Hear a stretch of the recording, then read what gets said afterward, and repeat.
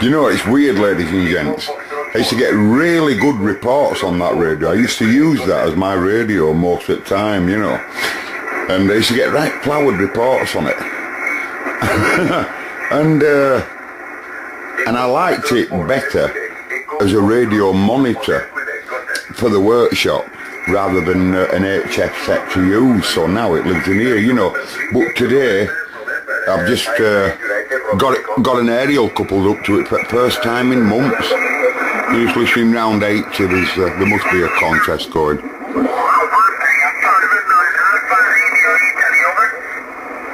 There's loads on it. In fact, everyone at HF Downs are packed.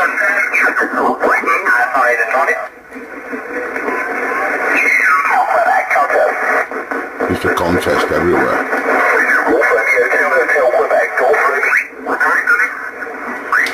Everywhere, you're 20 metres, oh, the moth's just phoning. Where did you get it? How did you get it? Excuse me. Hey, today, lads, right, I'm in tidying up mode, because I'm still tidying up from the reorganisation. Where are you bloody swine? Them moths are so annoying. You'll have to die if you just carry on annoying, alright? You know, I'm making peace to camera and we don't want you, the moth, on the camera. 2 moths on a wall and 1 moth said to other, I'm off. Ah, look, 2 radios here, identical, both exactly the same. Are they? Are they really exactly the same? Are they really? They look exactly the same, Alan. They do to me. Ah, well, one of these piles is on UKFM. The Major 3000 there. And the other one is what I call the original, the Major M20. This is the one that's, in my opinion, the valued one. And this is the one that's just a UKFM. It's, do you want me to tell you what this radio is, folks? This radio is a York 861, York 863, Rotel 240, Rotel 220, is it Pinatone 5-star? I could go on and on and on. I mean, I'm not a UKFM man. Show you what I mean.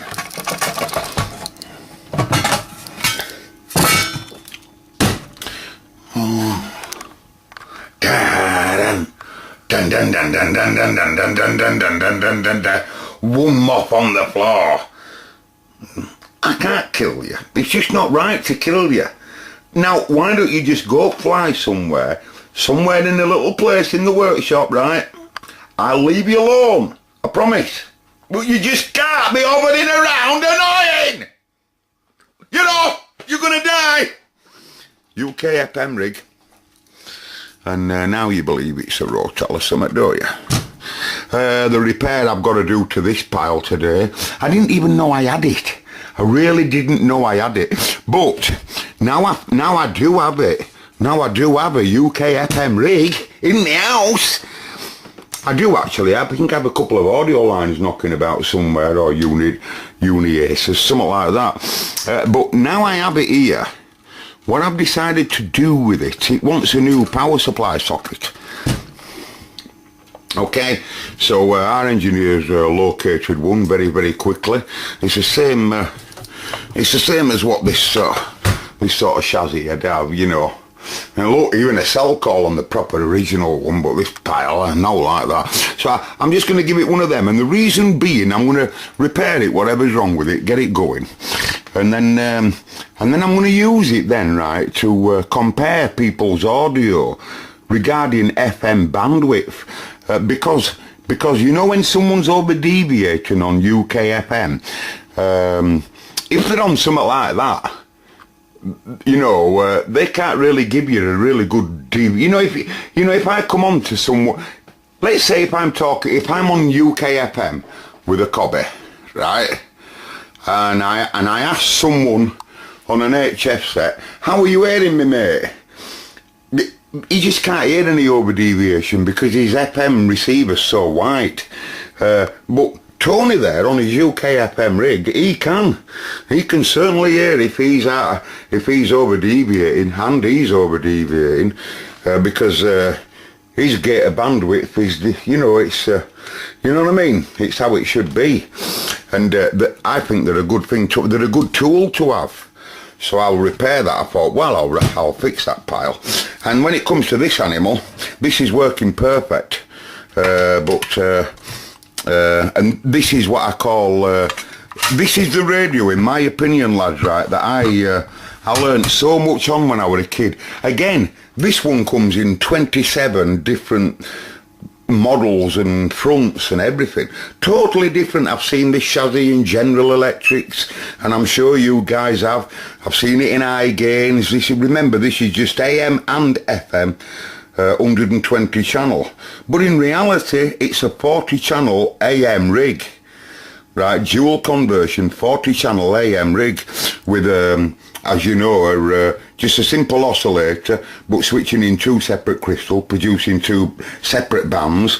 The mid band is already there, so these two just produce low and the high, and when you don't call them up, it leaves them switched out and just puts the mid band, because it's originally a mid band rig. Alright, they might have added this at some stage on this model, because this chassis can work without the TXRX switching, but that's just to allow it to have a wireless at this end here. It's only a 3-terminal unit, and there's no receive needed on the microphone. It's just 3-terminal, you know, like a Cobra would be, and an FM detector. Now this has never had a repair, to my knowledge, on this pile. Even though it's been bullet holed at top, it's never had a repair.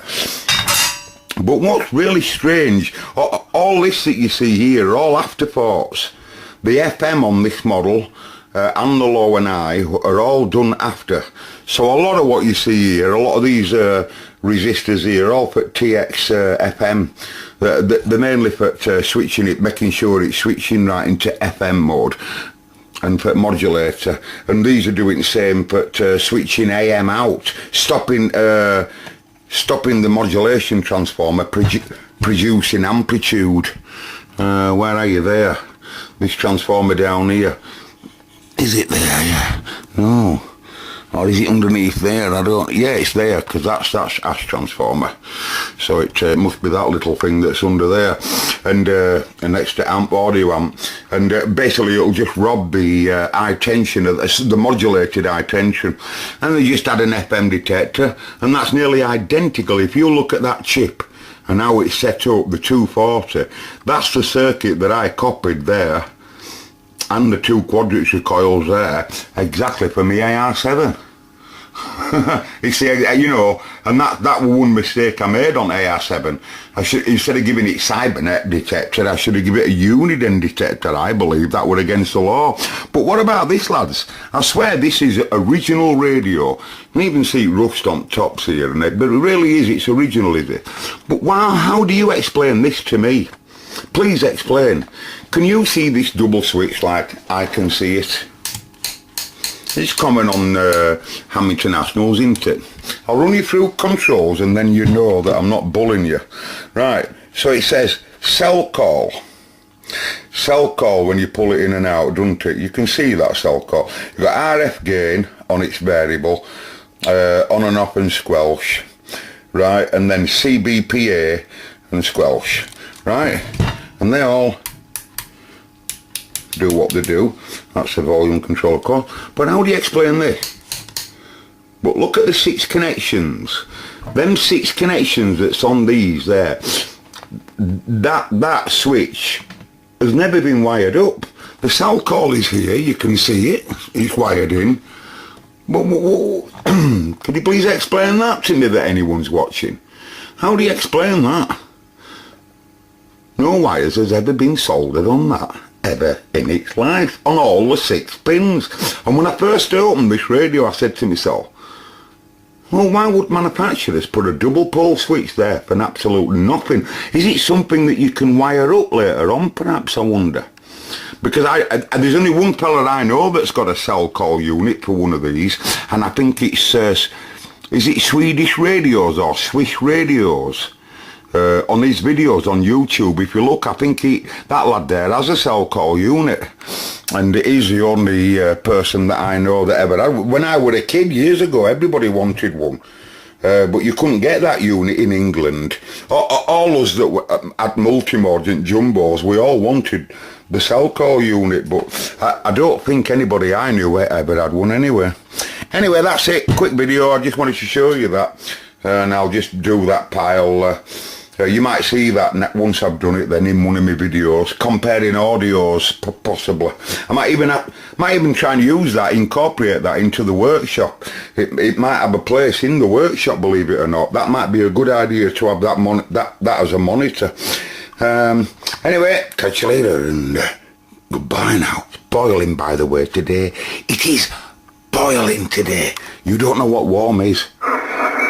We've got oscillating fans in the other room there, going all the time, moving around. Woo. What time is it? 2 o'clock in the morning, Sunday morning, getting ready for going to boot sale. Top end of 80. Have a look at 20.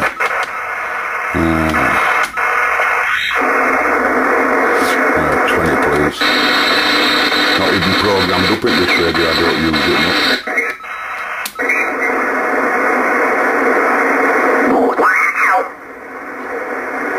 So, you always go off when you... Radio 1 Hotel 5939. You're 5939, that means he's top. The number?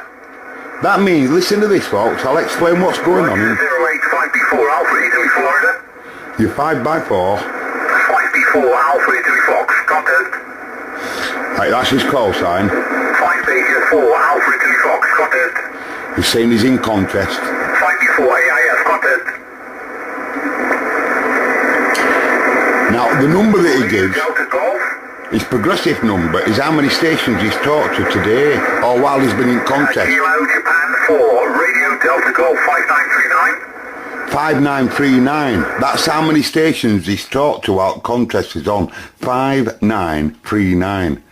Yeah, you heard me right. It's true, folks. That's how many. That's his score number. 3939, Cypress Island. And they pass that between them. That's one score's number, and that's the other score's number. On how many each one have talked to while the contest is on. Confirmed contacts, where they both repeat each other's QRZ.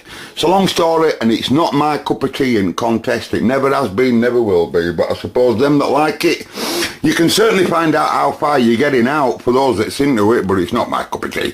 How about it, CQ11? CQ11. 252.